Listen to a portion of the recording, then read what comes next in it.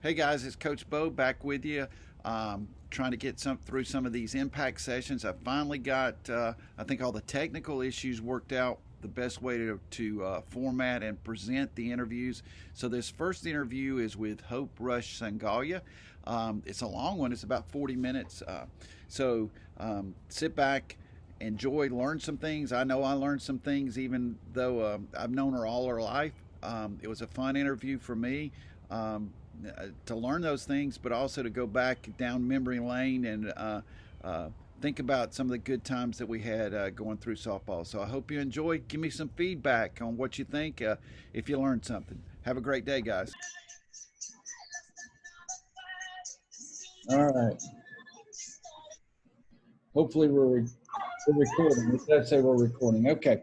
I'm Coach Bo back with doing some more of these impact sessions. I'm here with Hope Sangalia.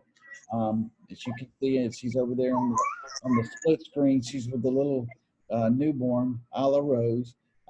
So we're going to talk to her a little bit, just ask her some questions and um, see what she says and see how she reacts. You can tell she's tickled to death to be here. So, Hope, tell us why you started playing Okay. softball.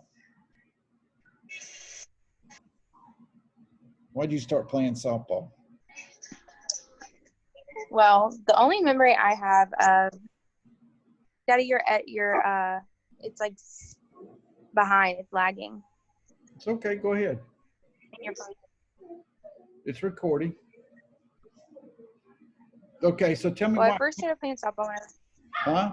I'm trying to see your All right, it's Coach Bo. I'm back here with doing some more of these impact sessions. I'm here talking with Hope Rush Sangalia. Um, she's a former player. She played travel ball through several organizations with the Bullets, with the Extreme. She played at Eagles Landing Christian Academy and played at Georgia Tech. So we're just going to start asking her some questions and give you some information. Hopefully you can use some of it and find something that you can use. So Hope, tell us why you started playing softball. Well, I first started playing softball when I was 7. And the only reason I think my parents signed me up was because I got mad that they signed my little brother up to play baseball. So they signed me up to play softball. Oh, So that's how it got started. So what do you think about sports before then? I don't really have much of a memory of sports before that. Okay. So Really, I guess I really didn't care so you much for it. you played a long time, from 7 through college. So how was that first experience? Must have been pretty good. What happened? How made you enjoy it? Say that again? So, something in that first year, maybe the first day, made you enjoy it so much you wanted to come back. Tell us a little bit about that first experience playing softball. I was terrible You were at terrible. softball. I wasn't the best. I wasn't the best at all. Do you remember the first day? I don't remember the first day, but I remember sitting the bench a lot. Okay, I remember the first Or day. what it felt like a lot. You don't remember the Do bloody what? nose? I must have blocked that out. I remember it. The first day you show up and the coach takes you over there to the side. You're kind of an introvert, still are. He takes you over to the side just to kind of see what you can do. Standing in front of you, maybe 5 or 6 feet from you, and says, "Here, I want you to catch the softball." And he nods his head, and you nod your head, and he tosses it to you, and you catch it with your nose, and your nose starts bleeding. I thought we were done. I just remember sitting a lot on the bench. I remember it too. It was a tough first season. I think you batted last and played right field every other inning. But something made you, I think there were 12 or 14 games that fall. The one thing I remember from it was that you I think at the end of the year, my whole goal was, well, two things. When we started it, that you finished it and we practiced and tried to get better. And then, you hope that at the end, no pun intended, that you want to come back and play. So something made you come back and play that spring. What about it made you want to come back and play? I think it just clicked. I think I just enjoyed it. And once I realized that once I practiced and I wasn't so terrible at it, that I actually enjoyed it. I like putting in the work and getting better. So as I can remember it, we played, I coached, we came in and coached a team. I started a team with a couple of people we knew, and we actually played 2 years of coach pitch. What'd you think about the coach pitch, the best part of coach pitch? I mean, they pretty much knew where to pitch you, obviously. Okay. They knew how you could hit, so it was kind of easy, obviously. What was the fun part of the game? Hitting. That's always fun when it's always fun. So we played 2 years of coach pitch, and then I remember going through and we're coming out of coach pitch going to slow pitch, but at the time the middle schools were making the transition to fast pitch, and all the rec park offered was slow pitch. I think we played in the fall that year, going first year 9 as a 9-year-old, and it was slow pitch. And I think you actually pitched a couple of games then. But we tried to, between the fall and the spring, make a transition to fast pitch. We tried to get one of the local associations to start out with a travel team, just to try out to see if we could get people interested in forming a travel team to play fast pitch, because the middle school and the high schools were making their move to fast pitch, and everybody, all the parents seemed to be concerned about what their kids were going to do when they got to middle school and playing sports in the fall. And since it was fast pitch, we might as well go ahead and make the jump. And we made the jump at 9 years old to fast pitch. I think at the time we were the only tournament team here in Henry County, but it was pretty rough. We started that spring, and I don't think we had a pitcher, and then we drafted 2 pitchers. Who were those 2 pitchers? You remember? The 2 coaches' kids. The 2 coaches' kids. And we kept trying to get people to come pitch, and we couldn't find anybody. And it was March of that first year, and we get 2 kids, they're coaches' kids, and they start pitching. And that was rough. I remember sitting on a bucket, and y'all were terrible. I think in between you guys hitting the bucket and us throwing the buckets, because we were chasing so many balls, we went through maybe 2 or 3 buckets apiece because we broke them. It was frustrating, but something made you stay with the pitching, because you pitched through travel ball, you pitched in high school, and you pitched in college. What made you stick with it in all the way through? What about pitching made you want to keep doing it?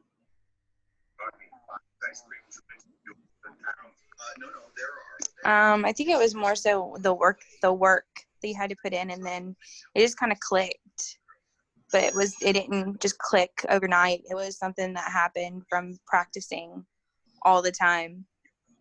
I think it was, obviously I was practicing like 6-7 days a week if I could, and then once I realized, I was actually decent at it, I enjoyed it. So then it was just trying to get better.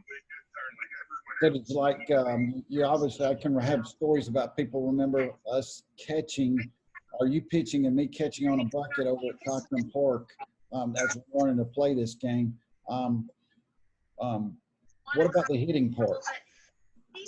How do you, what do you think about the hitting? The hitting part. You turn out to be a pretty good hitter, but really? Well, yeah, you turned out to be a pretty good hitter, but what did you think about it to start with? I hated it. Why'd you hate it? I got hit because I got hit all the time when I was hitting. I got hit all the time. So then I didn't want to hit anymore. Yeah, I remember there were two things that That was were going to happen at one point during that those 10 and under years. Two things were, you had two choices: either you're going to walk or you were going to strike out because you weren't swinging the bat. It was self-defense. So what clicked? I mean, I think I'm not bragging or anything. Maybe I am as a dad and as a coach. I think you hit 61 home runs in college, something like that. You were over something like that. over in your freshman year. What something changed? What changed? Well, I mean, I was strong power hitter even in the slow pitch and coach pitch. But no, it was not a slapper. I was slow. So I mean, I think just practice, I guess. Okay. All right. Do what? So practice. The practice and then just what drove you to practice? say that again. What made you want to practice? I mean, I guess I just didn't want to be bad.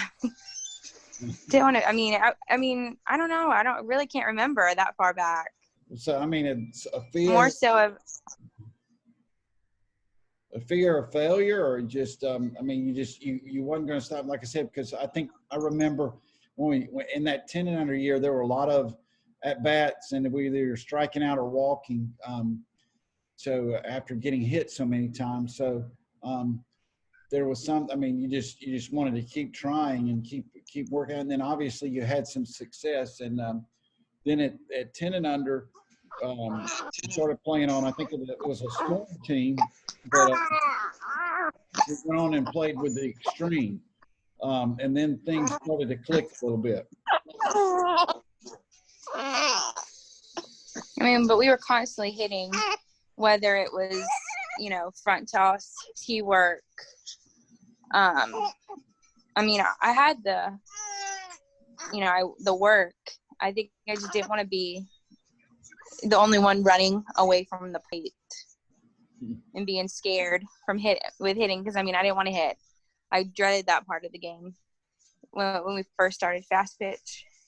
But you kept after it. Yes. Okay. Practiced all the time.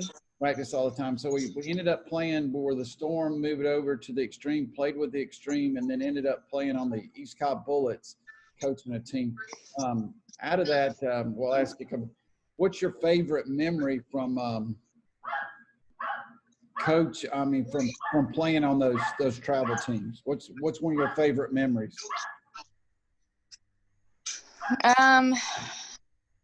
I think one of my favorite memories, and it wasn't even really that sticks out the most, I guess, when it first started clicking of, oh, I really love the game, I think was when you sent me to Texas to play on a pickup team. Okay. And that was with Austin Eagles. I was going into 8th grade. About to start 8th grade school. And the girls were older, and they had a little bit more, I guess, more experience, I guess. They were playing all the time. They were, I think at the time, they had finished 5th in the nation, and that was unheard of in ASA at the time. I think at 12 and under, that they had done that. I mean, they had a lot of strong kids, a lot of D1 kids. Our kids ended up going on and playing D1. They were out of Chattanooga. So, yeah. What was one of your favorite hitting memories? In travel ball? In travel ball. There's a lot of them.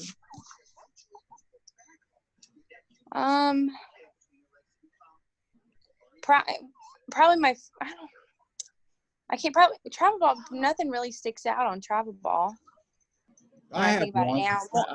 I think I think one of them, one of my, it's not even travel ball.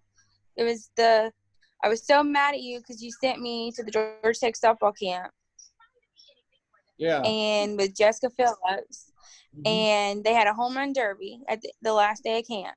Yeah, I remember. And I was so mad you made me go, and I ended up hitting just as, and it was they picked I guess 5 or 6 girls maybe out of the camp to compete against the college girls, Yeah. just front toss. And whoever hit the most obviously won. And I think I hit just as much as their whole team did in the home run derby.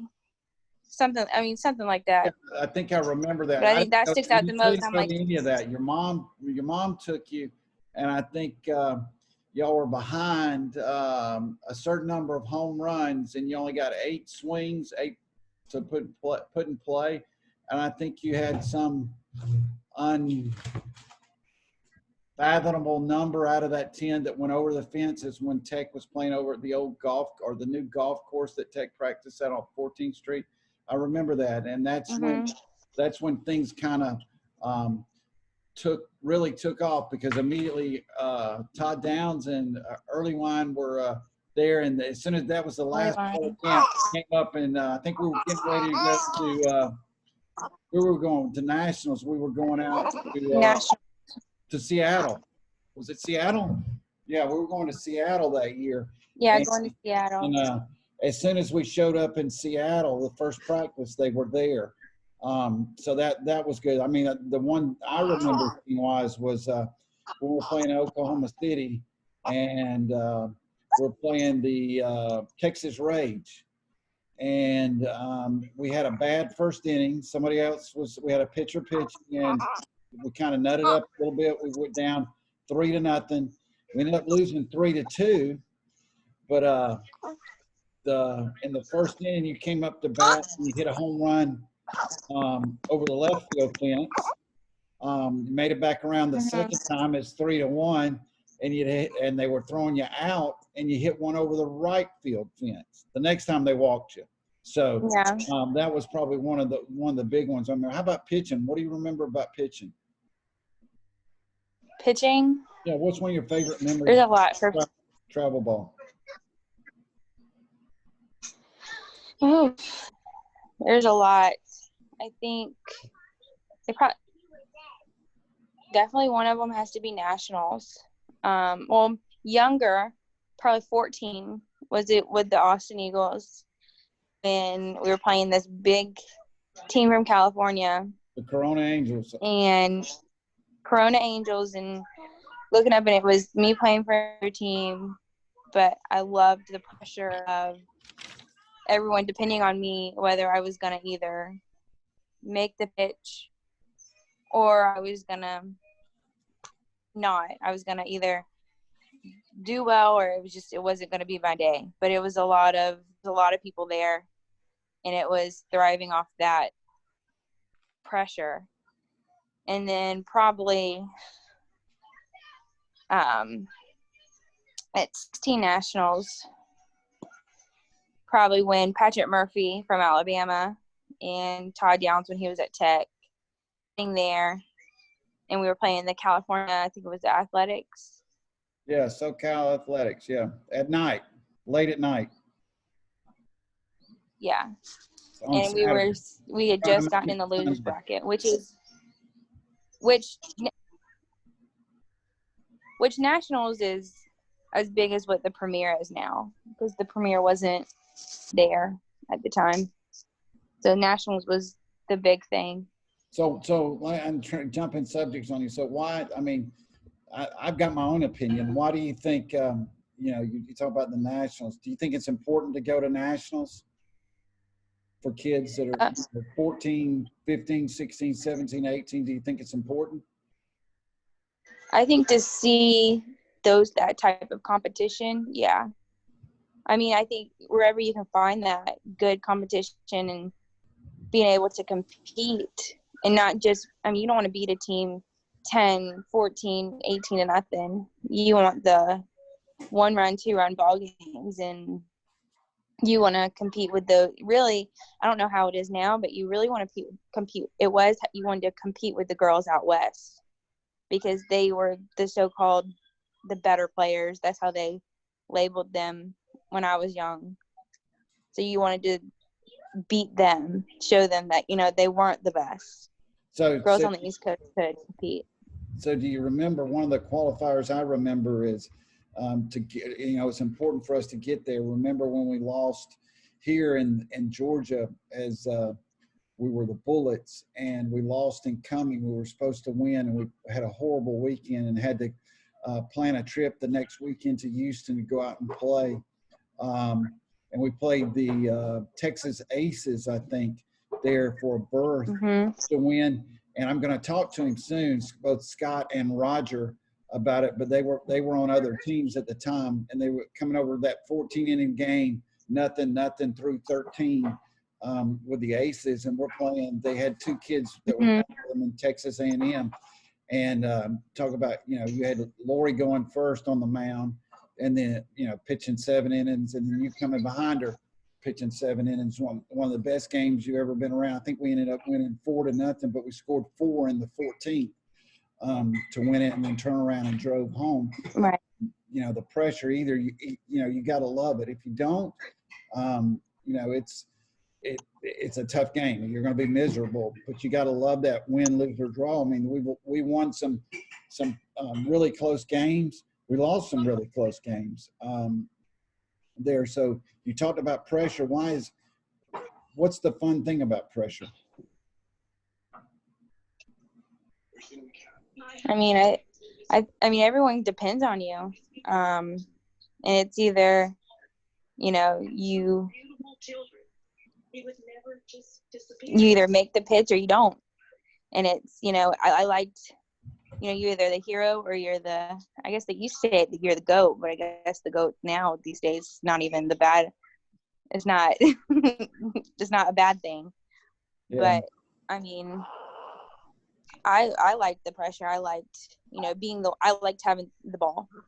I wanted to be the one that the coaches went to when the game was on the line. Right. And then I would get mad if I felt like you were not going to go to me, even though you had other plans for the future. Right. Well, so, you know, in that the competitive, I mean, you played on, you know, two really the extreme and the Bullets, both they were very, very definitely competitive here in the state, but also on the national level, that when we traveled, people knew who we were and knew the members of the team, not just you. You know, you go back to the last year when we were playing with the Bullets, and there was Fenton, there was Wheeler, there was Sinclair, there was Pauly, there was Rush, there was Sandola. I mean, there were just tons. There was Adams. I mean, just a ton of kids playing D1 at the time.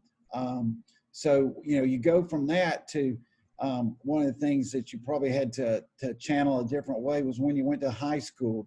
Definitely different, because you go from being very, very competitive on a national level on a travel team to you're playing high school ball. You're lucky sometimes if you find kids who know the game, who can catch and throw and hit and run, know which direction to run.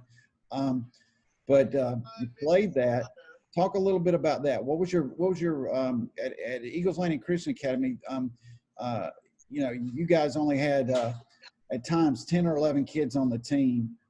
There were a couple of kids that ended up going on and playing college ball. I think 4 of them, or 4 of you in total at some point that ended up doing that. But it took a little while because 3 of them weren't playing as competitive ball, at least when it initially started, when you guys hit 9th and 10th grade. But what was it like playing high school ball? High school ball is different. You have to I had to make goals basically for myself, because there was no, I think our first year we were not very good at high school. We only made it to playoffs. We didn't even make it to state. But, you know, we had to, once I realized what the high school scene was like, my sophomore, junior, and senior year, I had to realize I had to go play the time there was just five. It was just 5A, so there was no 7A. It was just 5A. Go play the 5A schools and play with the so-called better high school teams. Compete with them. But I had when we had to play region teams, which weren't very good. I had to make goals for myself. I wasn't getting pitched to hitting wise, so I had to take what I could get hitting wise. But pitching wise, I had goals like I really wanted Gatorade Player of the Year, and which is a huge deal. And most of the time, you don't really win it until senior year. But that was a goal of mine that I had to do well to win that. But also, I had to push myself to be like, okay, most of the time we'd probably only go 3 innings. Okay, so I'm gonna have 9 strikeouts for 3 innings. I mean, I had to find things that pushed me to compete because the other teams there was no competition for the most part. So how did you and your teammates, what could you do to encourage or lift up your teammates? Because sometimes, at least the way I remember it, they didn't. Some of them played just to play. It's a big part of being. You went to a smaller school, so it's a big deal that if you were playing a sport. So, what kind of things did you do to encourage your teammates, to get your teammates to be come alongside you, in pursuit of those goals? Well, a lot of them really depended on me too to make the pitch, have a good at bat.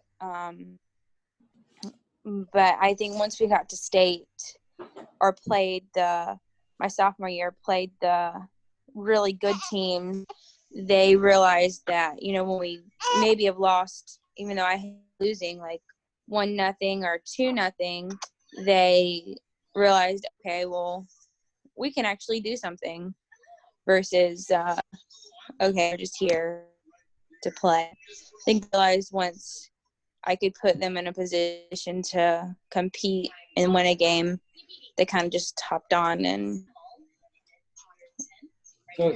played. I think what you're saying is it's important to set the tone for no matter which level you're on. I mean, you can go back to those travel days with all those top-notch players on it, but somebody's got to set the tone. It starts with somebody. And you're coming back, you're playing high school, you got to take those traits with you. Somebody's got to set the tone. What would you say your favorite memory from high school was? Probably my favorite memory of high school was my sophomore year. I got into a car accident, and it hurt my back going into state. And we ended up winning a bunch, but my back was hurting a ton. But we ended up playing Gordon Lee in the winners bracket, the last winners bracket, and we lost. And we lost, so that put us in the losers bracket. I think in total, we had to win 3-4 games to win the whole thing because it was double elimination. And it ended up raining. We ended up battling back, and it ended up raining. And the the Saturday got canceled, correct? Yeah, it was. Is that correct? It got canceled because the fields were flooded. So, and that was all the way in Columbus. And we ended up, so it gave me a day off or 2 days off, 3 days off, because we ended up playing the state championship game, because we had state championship Tuesday, Halloween night, and then we ended up playing in Lovejoy. So instead of going all the way down to Columbus, it moved to Lovejoy, and we ended up beating Gordon Lee 2 games to come back and win our first state championship, which was a big deal because their pitcher was a senior. Her twin sister actually played for a school in Tennessee, and they played in the spring. And she decided to go to Gordon Lee for her senior year for state championship, and she ended up going to UTC for pitching. But we beat them, and they were supposed to win it. But I think probably that is probably a tie with beating Gordon Lee 3 years in a row, all every time through the losers bracket. Through the losers bracket. So definitely coming back to Lovejoy, where they had that over there at that softball complex where everybody played that night. I think it was Halloween night, if I remember correctly. And there were all 4 or 5 divisions were going at the same time, so that was exciting. But do you think that the funeral wreath had any motivation at practice to get you guys motivated? Definitely. I think it got some of those other girls that really weren't competitive at all. It got them of, oh, don't do that to us. I think that really motivated them for sure.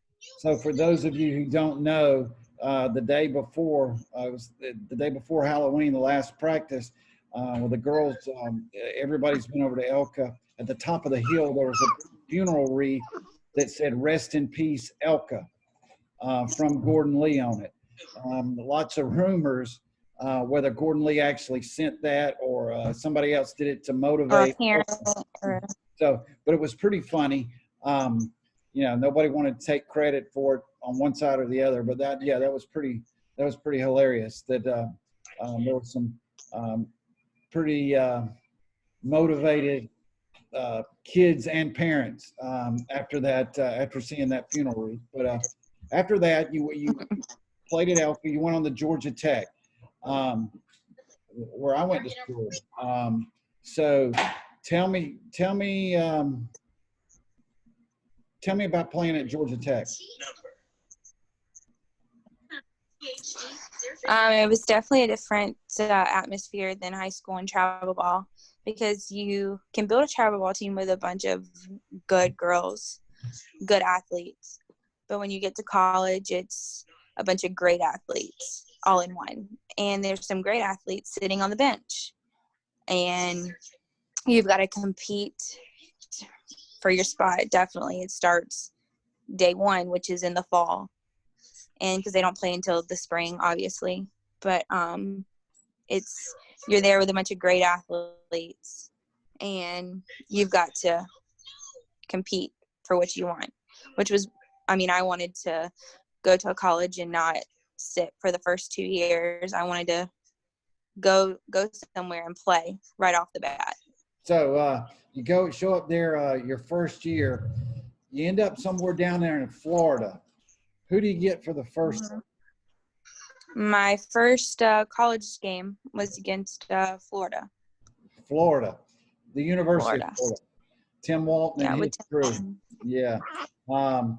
Tough game. Yeah, tough game. Who won? We ended up winning. Yeah, it's actually turned out to be a great game. Florida recruits a bunch of athletes, so and they're well coached by Tim Walton. So great game. So what was the out of it? You play 4 years at Georgia Tech. You go to Georgia Tech.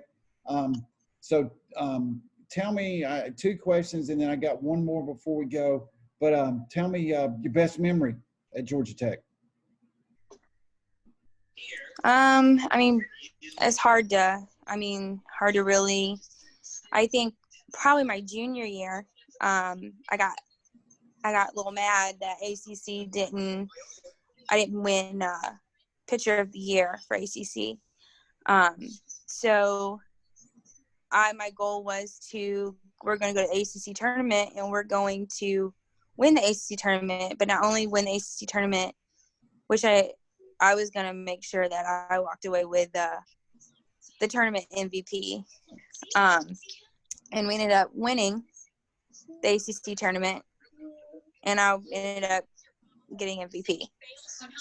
I think that really sticks out between that and, it's hard to come up when you think about beating Oklahoma 1-0. It's hard to It's hard Who was to pitching come up that with night? a favorite Who game memory. who were the dueling pitchers that night? Me and Kalani Ricketts, who's now on the Olympic team. Yeah, great game over in Auburn that night. I think you guys played Alabama, if I remember right. Had a chance to beat Jackie Traina and Alabama, but lost it right at the end, and then turn around and play Oklahoma and face Ricketts pitching. But you also had Lauren Chamberlain as a freshman that year. Great hitter there. Yeah. So that was, I mean, just a great. So I'm sitting here talking to you that you got to have. I mean, based on what I'm hearing you talk about through your, going all the way through your rec ball, your travel ball, your high school ball, your college ball. You seem to give a lot of answers when, hey, how are we doing? Where are we going? Whatever, things that are motivating you, and you're paying attention to what people are saying.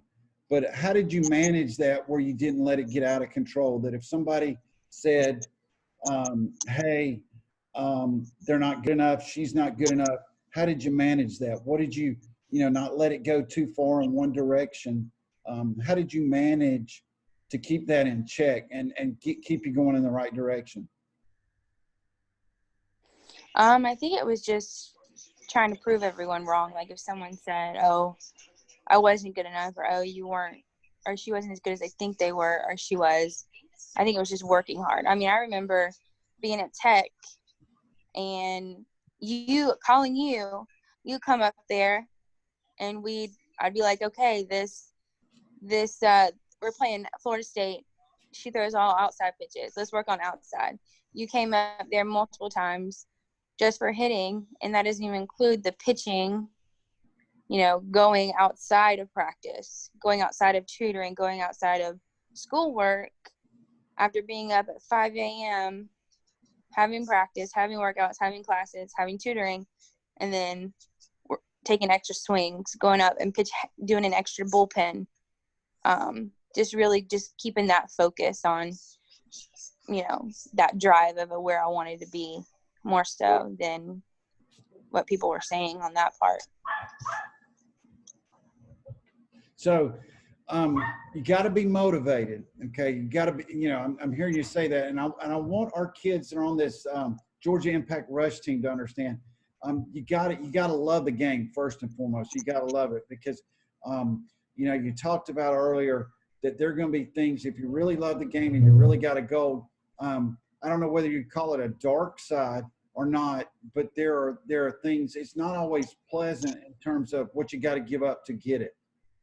I know No, I wouldn't call it that though. If you gotta give up stuff, I think you gotta look at the bigger picture. Even I remember being 12, 13 years old and 13, 14 years old, and people wanting to go to the movies, and I'm like, hold up, wait, what time you going? Because I got to pitch, and if it's during pitching time, I can't go. And it's more of the now versus where I wanted to go, what I wanted to be. And that's what I'm saying, that there's things you got to give. I can remember Dan Wallace saying there are going to be times that you got to make a choice. Somebody's going to want you to do something, and you got to go to practice. And so you got two choices. You can go do what they want to do. You can socialize at that particular time, or you go take care of business and then make arrangements afterwards to go do whatever's fun, but you got to pay the price. Right. And I think it depends on what you really want to do. Like, do you really want to play this game? If you really want to play this game, the choice is easy. Okay. You've got to go out there and work. You got to go out there and work. So you obviously, I mean, I know I was there, but listening to you talk, you talk about the times you put in the work, and you also talked about the times that it's not just putting in the work. It's analyzing what you're doing, and you got to make the corrections. If I want to stay on this path, when you got to college, there's not just 9 good ball players there. There's 12, 13, 14, there's somebody already there. Jin Yi, player of the year, finalist. Canadian Olympic team member. There's Jess Cohen, great pitcher out of GAC. So they're all over the place. Prevey, transfer from Florida. They're there. So you got to figure out, like you said, you got a choice. And if that's what you want, you got to go take it and do what it takes to reach your goal. So one last thing, and then we'll be done. I've kept you longer than I said I would. If you were playing on the Georgia Impact Rush, which we got a jersey that'll fit you if you want to play. So if you were playing, you were a 14-year-old, what piece of advice would you give a 14-year-old? What would you tell her to do? How would you tell her, it can be anything, academically, athletically, socially. What would you tell them? One thing? Or just what advice would you give? One thing I would definitely two things really is first off would be the academic part. Get ahead, whether it's because this is a different year, obviously, the way everything's going on in the world. But if you're in school April, May, and that means you're playing tournaments on the weekends, you need to get your work in advance to get ahead, because you're going to have long nights, long weekends, and just to be able to stay on top of your schoolwork. And second, I would definitely say the speed and agility part of the game. No one really talks about it much, but I loved hitting, I loved pitching, but the speed and agility part definitely was not my favorite. But I didn't realize until college that it actually helped a lot more than I thought it would. It worked on feet work, worked on your endurance, whether you're a pitcher, catcher, position player. I think those two are the biggest things that I would encourage the girls to work on. Okay. Well, we certainly do. Thank you for, you've heard my dogs in the background. I've heard Isla Rose crying a little bit. I hadn't heard Stella Grace and Nolan, so maybe Nikki's got them. But thank you for taking the time to talk with them. We're going to post this out there for everybody to look at. Is there some way they can get in touch with you if they've got a question for you? You out there? Instagram, Twitter? Facebook. I have Twitter, but I don't use it. Instagram, Facebook. You can post my handle or whatever. I can send it to you, and you can post it to them. Okay. All right.